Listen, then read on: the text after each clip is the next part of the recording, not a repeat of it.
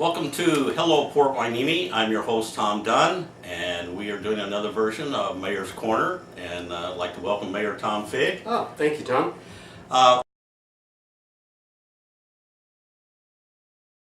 What we're going to report on today is that the City Council had a special meeting on the 22nd of March regarding establishing a cannabis ordinance, which Port Hueneme City Council has been looking into, and the idea is to see how the city can benefit from this, how they need to direct it, how they need to inspect it as it goes along, and explore all the benefits that could come of this, and also explain to you how this will be, retail outlets will be handled, and what we have to look forward to.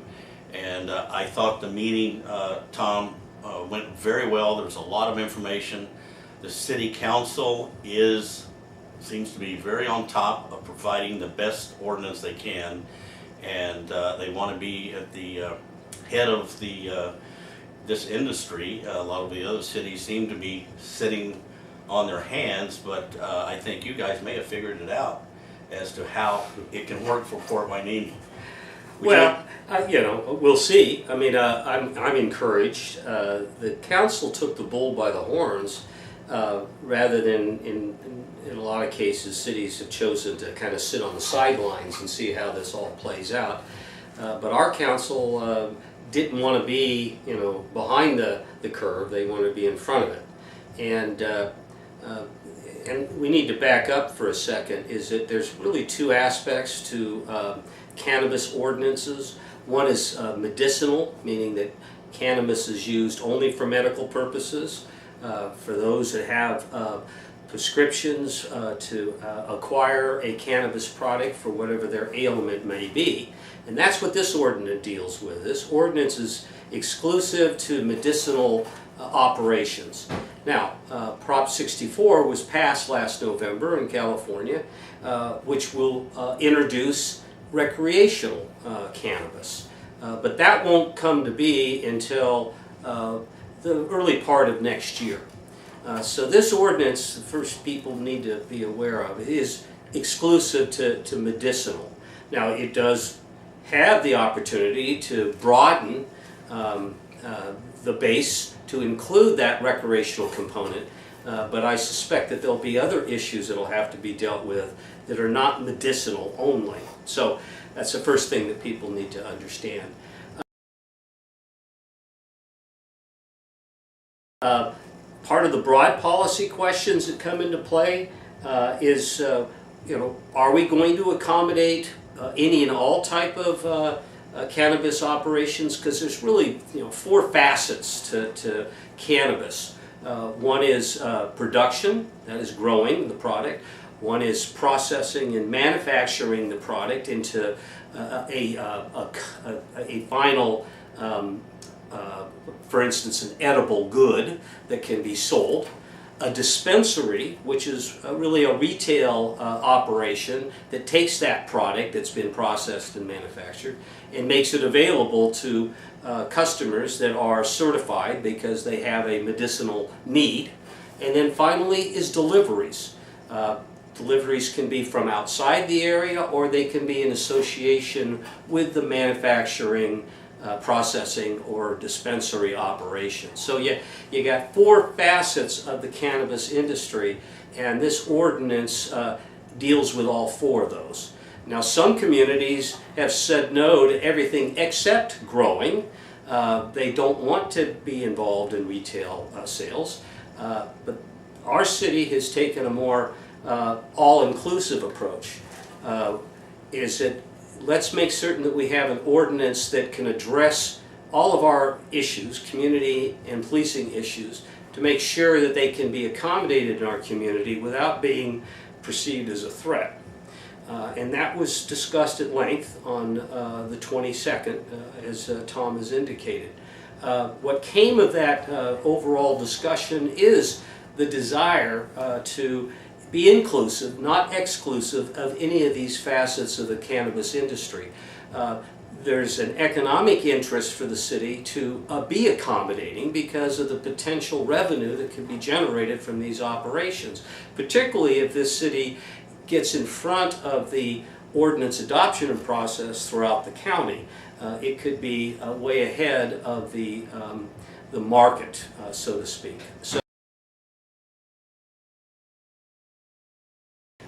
next thing that was of interest is that a lot of communities have chosen to limit the number of businesses, cannabis businesses, that can set up shop in their jurisdiction.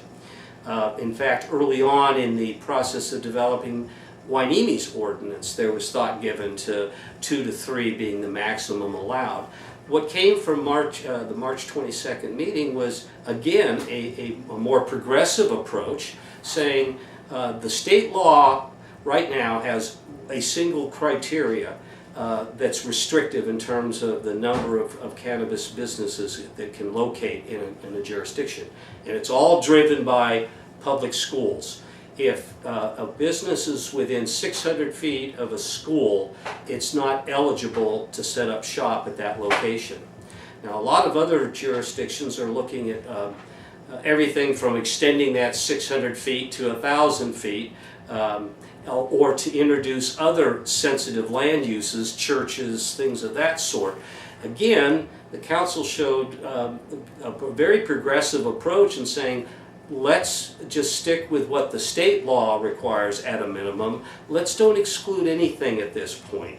And let's use our permitting process to address problems, if in fact there are any, with these businesses relative to their location. So I thought that was a really kind of a real watershed kind of decision, because it could have easily gone the other way and become very, very restrictive.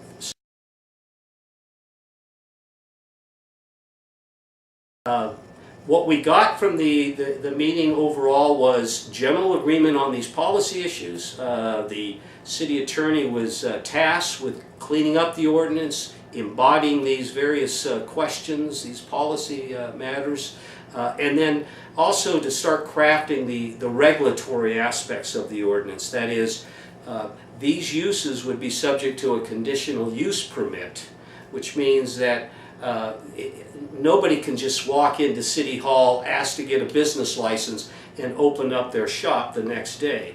A conditional use permit is a discretionary permit. It would be subject to a public hearing. People within 300 feet of the location of the property would be notified in writing.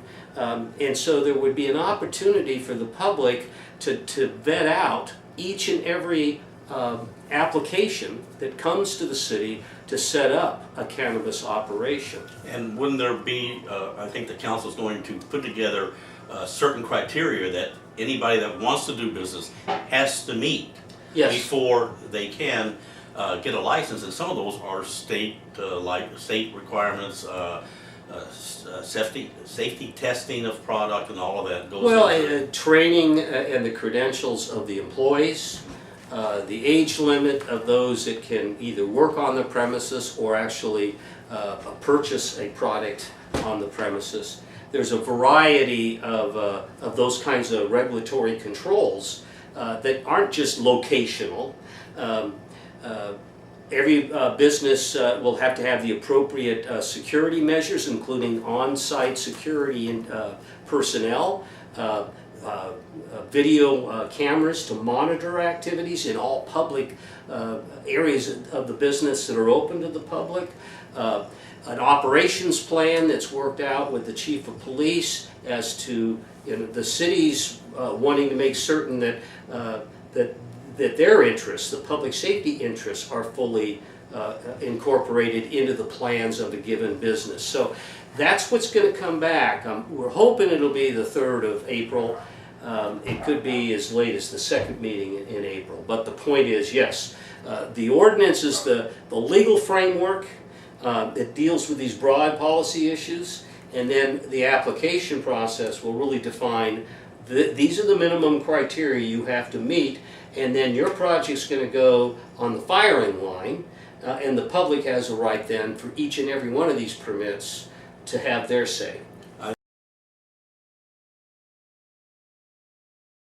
Well, one of the things that, and I don't know what the process other cities have gone through, but we started out with yes, there are various template ordinances that are available for cities to utilize. And we were one of them. We took advantage of the template that was provided to us through the legal channels.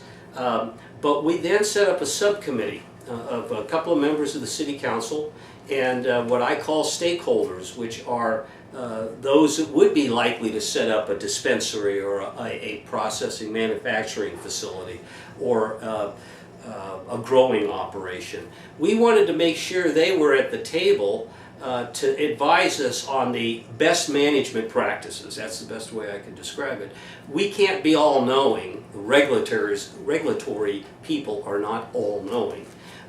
We needed to involve those that are going to be regulated to get from their vantage point issues in their industry, what they can live with and what they can't live with. And that helped, I think, bring this thing together a lot sooner than might otherwise have been the case. That subcommittee did their work in a matter of 2 or 3 meetings before it came to the council on the 22nd of this month. And so when you work in a collaborative way, you can accomplish a much better outcome, a much better product than if you do it in isolation. And I think that's what allowed us to make some broad policy decisions on the 22nd that had we not done that kind of early on outreach and involvement, we probably wouldn't be where we are. So from now, let's see, either on maybe the 3rd or the 17th, the council is going to receive the finalized ordinance and approve it. Is that correct? Yeah, the way that, in a perfect world, the next step is to have the ordinance in a final version incorporating what occurred at the 22nd meeting, and then this set of parameters on applications to be submitted, the process and the minimum requirements that have to be satisfied. It'd be great if that could all come together on the 3rd. It may be a bit of a reach, but that's possible. So if it went to the second meeting in April, by that point in time we should have it pretty well nailed. And then it goes to a public hearing, the ordinance itself. So that would be, likely the first or second meeting in May. Mm-hmm. And then there's a second reading of that ordinance, and that's usually the next regular council meeting. So conceivably we could have an ordinance adopted by June, and then there's a 30-day period before which it becomes effective. So I think that's a doable timeline. So figure by the end of this current fiscal year, we should have it completed. The other thing I wanted to expand on just a little bit, where you said that we were going to look at all of the various aspects of the industry, the distribution, the manufacturing, that all is taxable, correct, feeable, and whatever. And if they get established in Port Hueneme, they would not only distribute or manufacture, possibly for Port Hueneme dispensaries, they could service all of Southern California. Well, it's very possible. That's one of the reasons by the city getting on the ground floor, and particularly in this immediate market area, the greater the chance that we're going to be able to capture that trade. And so there's a greater potential return to the city. And I have heard that even to all of the western United States. Well, so we don't know, but... We don't know, but the longer you sit on the sidelines and you let that wave break in front of you, the greater the chance you're going to get pulled under the toe.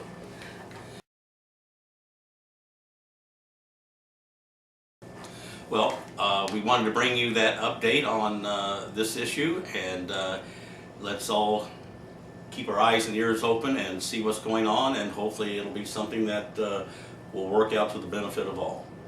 Excellent. Thank you very much, Mayor, Oh, my and pleasure. we will see you on the next Mayor's Corner.